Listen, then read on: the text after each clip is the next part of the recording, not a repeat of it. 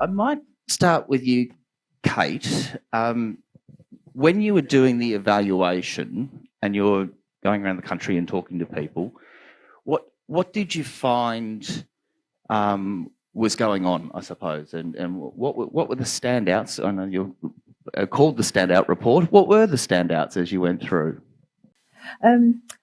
I was struck, first of all, by the amount of work going on, that it was very hard to otherwise know was going on, because we didn't have a peak body like EAAA, and I'd done work the year before for a whole bunch of you to see if there should be a peak body and what kind of structure it should have. So I guess if I put that information from that with the review of OPAN, there was a diversity of players, but people were remarkably collaborative. I didn't find people saying, this is our space, we don't want anyone intruding. People said things like, there is so much demand out there that there's a role for everyone, but the critical issue is making sure that we talk to each other. So there are a number of mechanisms for people to do that. The National Elder Abuse Conferences, I think, have been a really powerful tool to bring people together, especially as they have a report afterwards. I know Advocare used to play a huge role in gathering data that ministers and others could use. I felt that this was just before the ALRC inquiry. So this was just prior to, I think, an explosion of awareness where we've had this convergence of a number of inquiries and organisations being developed. And I don't think that's an accident. We might think that's all happened in the last couple of years, but what I saw was years and years of work behind the scenes. It just wasn't very visible and it didn't have a focus. And now we, through your work and that of other people, we've got a much stronger commitment to working together and working across boundaries to do that. So that was my... Right. Is that what you meant by the question? Fantastic, thanks. Minister, where are we at with the work in the National Elder Abuse Plan? I know that the Attorney General's Department and the Department of Health have been working on that. Where are we up to with that? Actually, since the Australian Law Reform Commission report, the Attorney General has been designing directions that we need to take, but looking at the levels of intervention. Even in aged care, the aspects of what I've seen in the time I've been within the portfolio, and you look at abuse that does occur, there is still more to be done. But by supporting organisations like OPAN and others, you allow what I call a neighbourhood watch model to exist, where the community itself becomes engaged in the process of being advocates to protect those who need that level of intervention. But the other point that we've got to seriously consider in the abuse model is that of neglect. Yes. We don't do enough just talking about the neglect of an individual. We do for children, and we charge parents for neglecting a child. But we don't have the same consideration for elders and senior Australians who are being neglected in a context. And every now and again you'll see a story in a newspaper or an aged care facility where that has occurred. And so your course of action is to remove them from that aspect, but it doesn't go back to dealing with the crux of that problem that occurred in situ.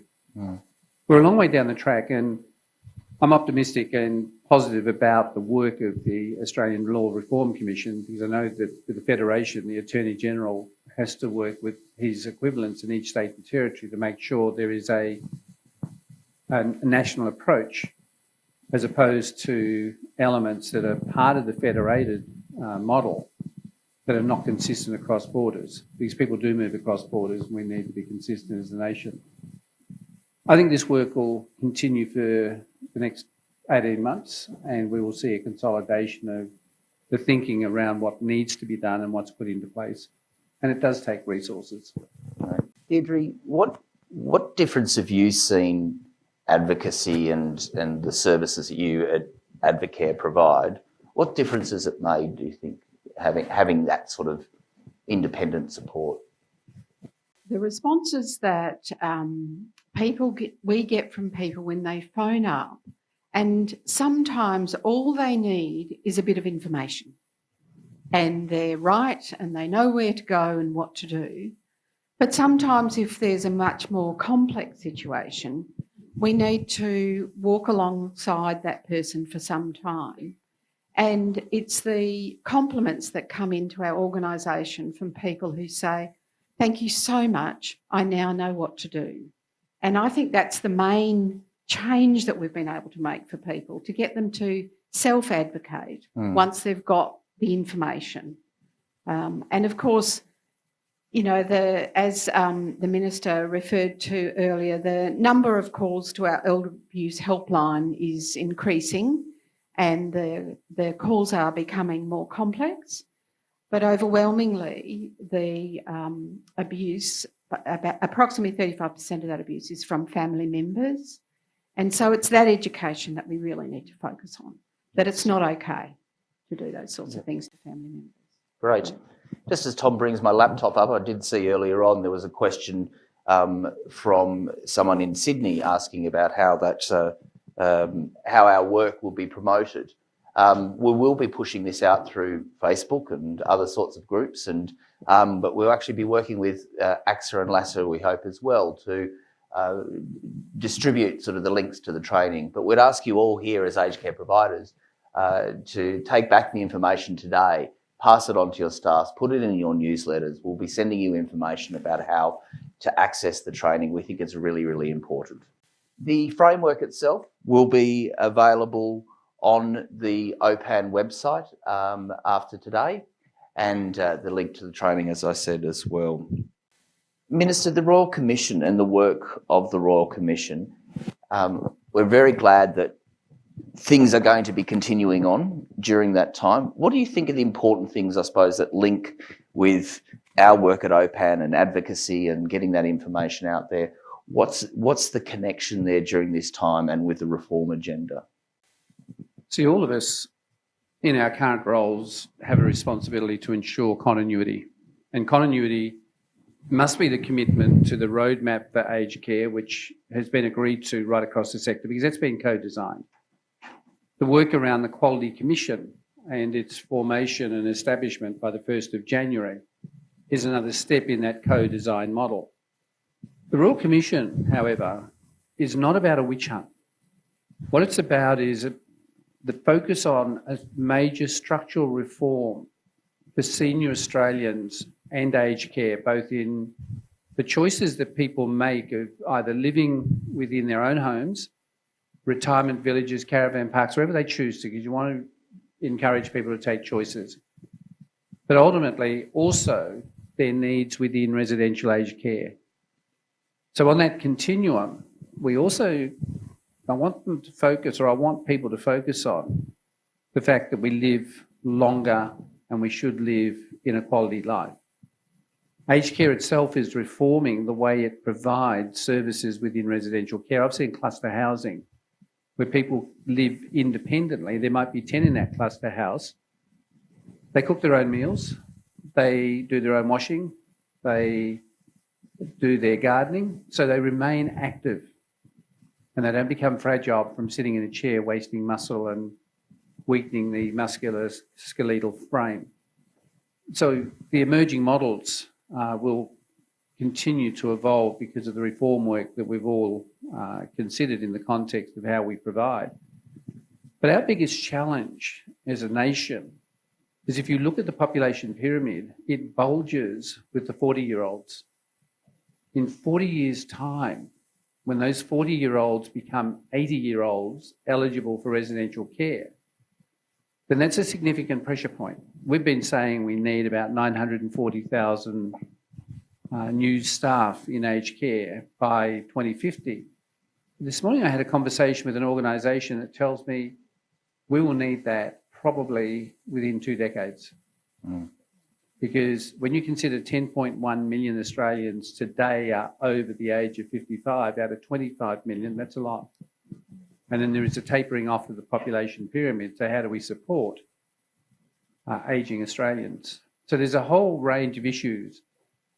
that whoever's in government will have to seriously consider, because I think we've been very comfortable in just trundling along in life and expecting that things will fall into place for us. We now have the challenge of planning for an ageing population. In the world, by the end of 2 decades, we will have 2 billion people on the globe who are over 60. So it's a global challenge, ageing. The challenge for everybody is we are living longer and we are remaining much more independent than what we used to be. So all of us in this room and those listening and watching are going to have to face that conundrum at some point. And I think our other challenge is the baby boomers. Yeah. University educated, high expectations and demands. Whether aged care providers can provide that level of demand will be very interesting, and how OPAN deals with that as well, because some of them will debate you with the best model of how they should progress. Absolutely. So we're in for a great time. We take that challenge on board as well. Kate, question from you that's come through online from Sharon. Do you see the framework as applying just to residential aged care, or does it apply across Australian society, and why? It's deliberately meant to apply regardless of geography and regardless of where you live. Obviously, OPAN has specific expertise in working with people in aged care, but broader expertise in working with older people, some of whom may end up in residential care. But given, policy that's shifting towards increasingly care in the home, we're looking more at a community model as much as residential. So no, it's also because the framework is around is focused on prevention as much as it's focused on responding and advocating. And to be preventive, you've got to be intervening much further in the life phase than when people might need care, whether it's in the home or residential. Diedre, we've got a question here from Gillian, just about our training and online training. Who's it actually for? Who's it meant for? And the second question, does OPAN include counselling for bereavement and depression, etc., for older people? How do people access that? Just the first question. The videos are really designed for residential care staff, but anybody can use them. I think as you will have seen today, the messages are pretty clear. That could be happening in a residential facility. It could also be happening in somebody's home. So I think they have broad application. And no, we don't provide counselling. That's not our remit. What we will do is, if that's something that is going to help someone in their aged care journey, we would refer to others. Yep. And we do know there's some family counselling and Relationships Australia. I know that our services have a good working relationship with those services as well. Yes, and Relationships Australia here have been working with their elder abuse prevention model of mediation. I think they're here today, in fact. And yes, and that's been, I think, a really exciting initiative, just looking at things very differently and looking at family dynamics. Great, thanks. If anyone else would like to put a question through online, we probably can take another question online, and I'm going to take some questions from the floor here. Lady here. Sure. So the summary of the question, I think, would be that what does the framework and what I suppose is OPAN doing in relation to culturally and linguistically diverse communities, and I suppose in that as well around other special needs groups. I mean, does OPAN see that as a priority? Oh, it's an absolute priority. Not only are we working with what I see as some of the most vulnerable people in our community when we talk about some senior Australians, but if you're in one of, as classified under the Act, those special needs groups, there are particular vulnerabilities that those people are trying to work with.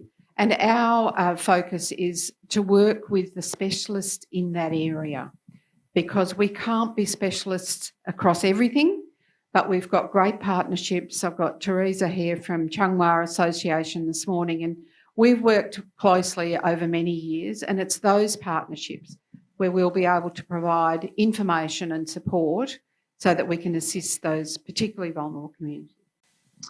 Thanks. I think we had another question from up the back. Great. So I'll repeat the question back for those online. That the question was around the framework being, I suppose, slightly mute about partnering with carer organisations or carer stress organisations, and what our views on that are, and whether that needs to be part of the framework. I suppose, and also saying that, my example I was giving in the introduction was very much of someone who, as that carer stresses can impact on the risk of elder abuse. Maybe Diedre first, and then Kate. Having sat on the first WA Carers Advisory Council, that was a real insight for me into the demands placed on carers and the important work that they do. But again, we would partner with Carers WA.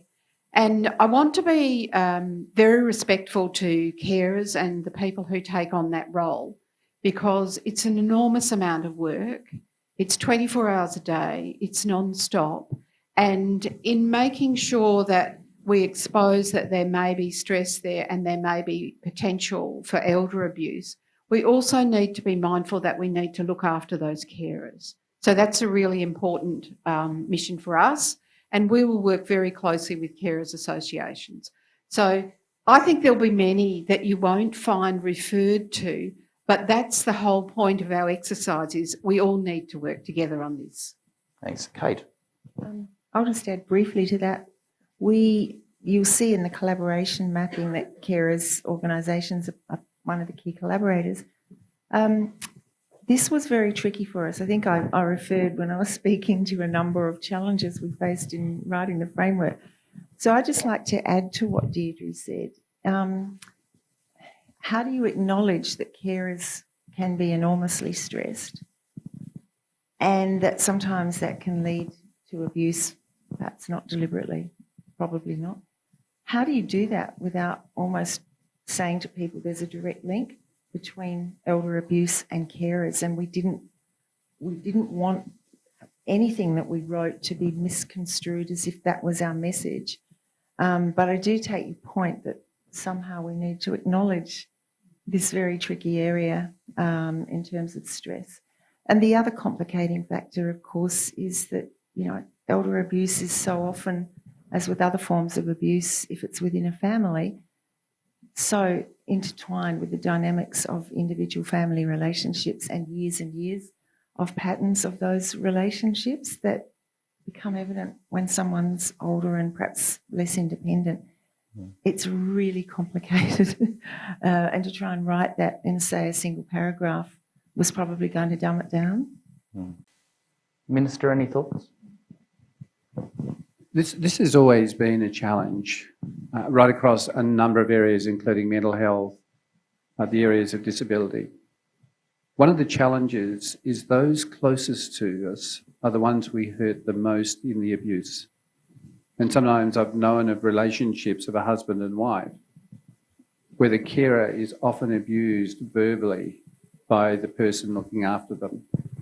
And the stress that it has on the toll it takes on them through not only stress but continuous hurt often see them deteriorate in health. And that's why there are opportunities in aged care for respite in order to, and I certainly know in disability there is respite that is offered. But one of the challenges will be where OPAN identifies that, then connecting to the other organisations that provide that level of support, and that's important. Thanks. The other thing I'd mention is that the framework is I suppose, a continuation of our journey, but in some ways a start or the next step on our journey. So as the CEO of OPAN, I'm very much looking at how we then bring this to life around education and supports and other sorts of, I suppose, interventions, and working in partnership with EAAA and others to really bring this to life, and with carers will be a very important part. A final question from the floor here. Thank you. So just for those online, the comment was around the lack of a central reporting system in relation to elder abuse, and particularly if there's someone who might be the recipient of elder abuse but not be at the point of reporting, and at the moment that seems to be a gap in the system. I'll go to Diedre and then maybe to the Minister about any response to that. You're right. And I think as we progress the development of the framework and the work that's happening more broadly across Australia in trying to prevent and support people at risk of elder abuse, that we will identify a lot more gaps, and that's some of the work that we need to do. But anybody can ring us up, any OPAN member and Advocare, and ask for information.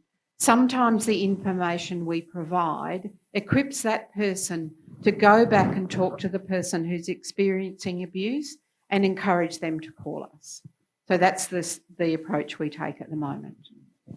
Minister, any thoughts on the national plan? No, but it's an interesting comment by you. I will raise this with the Attorney-General. Certainly within the area that I'm doing work with the responsibility of senior Australians now, I go much broader than just aged care, so I'll pick up on that because I think it's important that we try and capture everybody that needs that support.